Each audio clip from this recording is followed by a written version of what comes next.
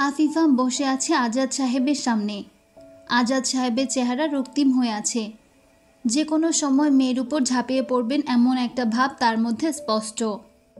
ধ্রুবর বড় চাচা পেছনে দাঁড়িয়ে আছে। একটু দূরেই আদনান বসে রাগে ফুঁসছে।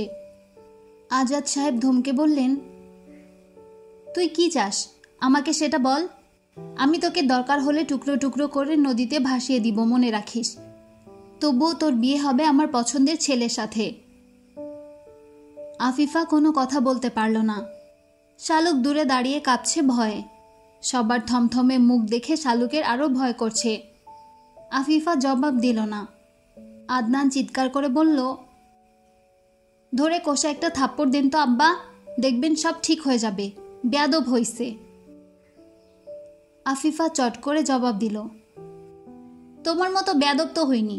বড়লোক মেয়ে বিয়ে করার জন্য তুমি যেভাবে নিজের ভালোবাসার মানুষকে অস্বীকার করছো তেমন তো করিনি। আদনান চমকে উঠে আশার দিকে তাকালো। ডাইনিং টেবিলে চেয়ারে বসে আশা মিটিমিটি হাসছে। আশা কি কিছু বুঝতে পেরেছে? আদনান সতর্ক হলো, আফিফাকে বিগড়ানো যাবে না। সব ফাঁস করে দিলে সোনার হরিণ হাতছাড়া হয়ে যাবে তার। আজাদ সাহেব আফিফার মুখ উপরের দিকে তুলে নরম স্বরে বললেন, দেখ মা, যদি এমন হতো যে জহিরও তোকে পছন্দ করে তাহলে না হয় একটা ব্যাপার ছিল, আমরা ভাবতাম বিষয়টি নিয়ে।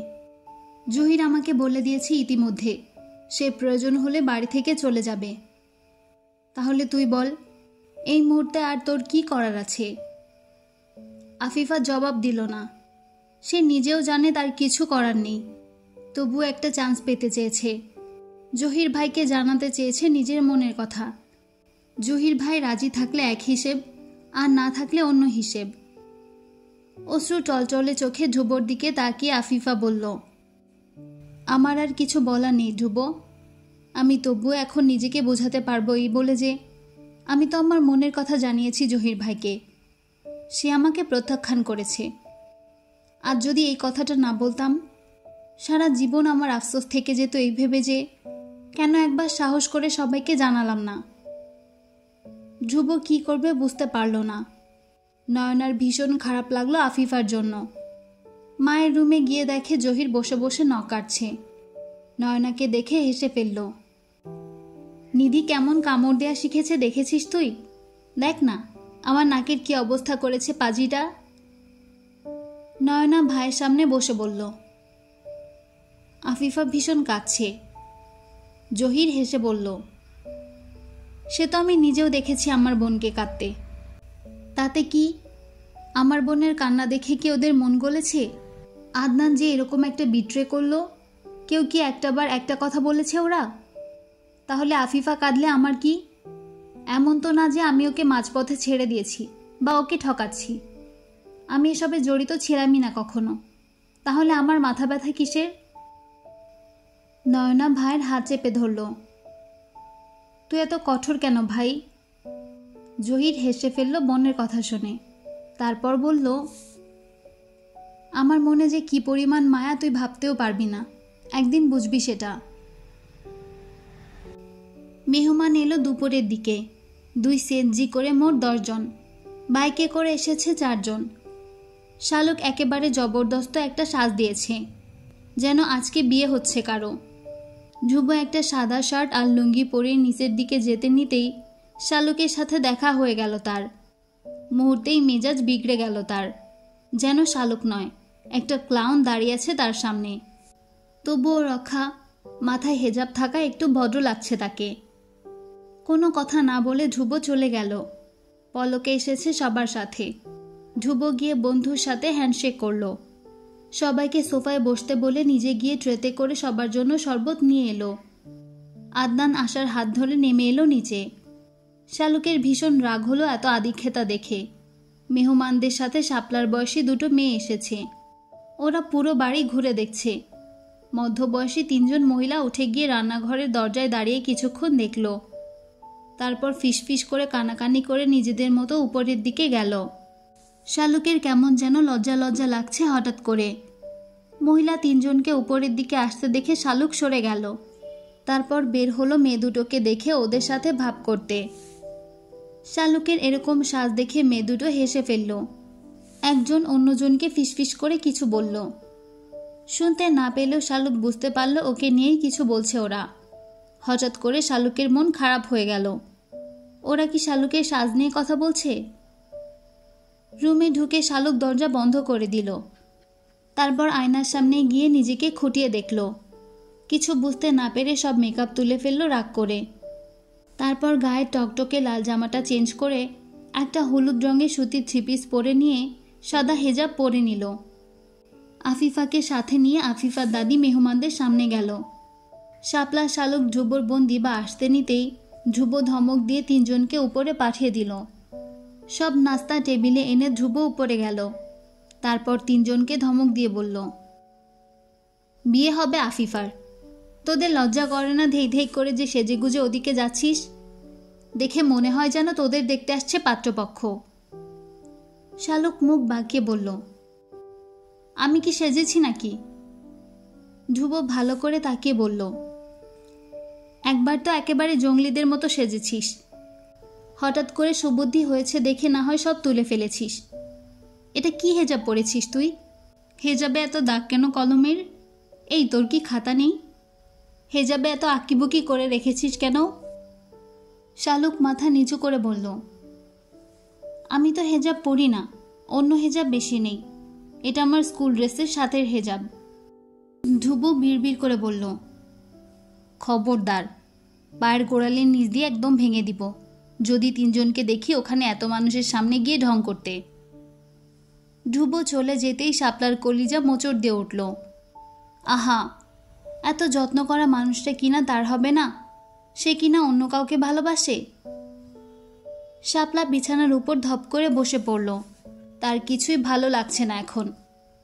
আফিফা আপার এসব দেখার পর শাপলা তওবা করেছে 100 বার। জীবনে কাউকে বলবে না সে যে ধ্রুব ভাইকে পছন্দ করে। কিছুক্ষণ পর মেহমানরা খাবার খেলো। আদনান আশাও বসলো তাদের সাথে খেতে। আজাদ সাহেব দুই ভাইকে নিয়ে বাবাকে নিয়ে বসেছে। খেতে খেতে বিভিন্ন কথা বলছে সবাই। ধ্রুব রান্নাঘর আর ডাইনিং টেবিলে দৌড়াদৌড়ি করছে খাবারের প্লেট বাটি হাতে নিয়ে। সবাইকে খাবার বেড়ে দিচ্ছে, এটা ওটা এগিয়ে দিচ্ছে। আদিবা বেগম নিজের ছেলের উপর ভীষণ রাগ হলেন। খাবার পর পাত্রপক্ষ জানালো তাদের মেয়ে পছন্দ হয়েছে। মেয়ে পক্ষ গিয়ে তাদের বাড়ি দেখে আসুক আগামীকাল। মেয়ে পক্ষের যদি সব পছন্দ হয় তারপর তারা এসে বিয়ের কথা পাকা করে যাবে। আদিবা বেগম স্বস্তির নিঃশ্বাস ফেললেন। মেহমান যেতেই আদিবা বেগম আদনানের উপর ঝাঁপিয়ে পড়লেন যেন। ছেলেকে ধমকে বললেন, বেয়াক্কেলের মতো যে খেতে বসে গেলি তুই!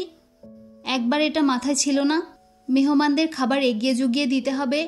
ধ্রুব ছেলেটা একা একা সব করলো, আর তুই নাচতে নাচতে খেতে বসে গেলি। আক্কেল কি তোর হবে না কোনো দিন?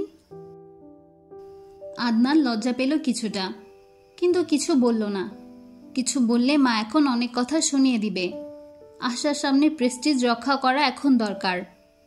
আশা বলল, তোমাদের এই ব্যাপারটা খুব সুন্দর, আমি খুব এনজয় করছি। আদনান, আমাদের বিয়ের সময় কি এরকম দেখা দেখি হবে? আমাকেও কি আফিফার মতো করে সেজে আসতে হবে? ধ্রুব হেসে বলল, না আশা, তোমার এসব লাগবে না। তোমার আর ভাইয়ের বিয়ের কথা তো সবাই জানে। শুধু একটা ডেট ফিক্স করা হবে, তারপর কবুল বলে তুমি চলে আসবে আমাদের বাড়িতে। আশা ধ্রুবর দিকে তাকালো। শ্যামলা বর্ণের লম্বা গড়নের এক মাথা ঝাঁকড়া চুলের এই ছেলেটিকে ভীষণ সুন্দর লাগছে লুঙ্গিতে। আদনানকে আশা লুঙ্গি পরতে দেখেনি কখনো। আদনান মনে প্রাণে পশ্চিমা সংস্কৃতি ধারণ করে পশ্চিমাদের মতো হতে চায়। ওর মধ্যে কোনো সক্রিয়তা নেই। আশা আদনানকে বলল, তুমি একবার লুঙ্গি পরো তো, কেমন লাগে তোমাকে দেখব। আদনান হেসে ফেলল, পাগল হয়েছ তুমি আশা? আমি আর লুঙ্গি? ইম্পসিবল। কিছুদিন পর আমেরিকান মেয়ে বিয়ে করে আমেরিকান হয়ে যাব। আমি নাকি এখন লুঙ্গি পরব? আশা কিছুক্ষণ ধ্রুবর দিকে তাকালো।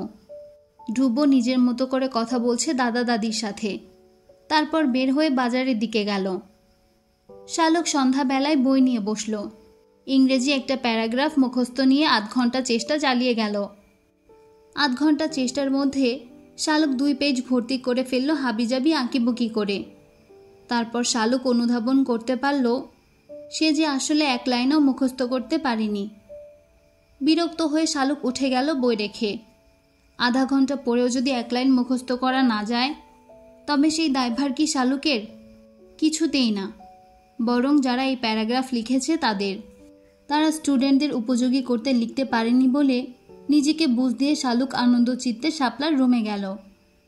শাপলার রুমে গিয়ে দেখল আফিফা, শাপলা, আশা, দিবা বসে আছে।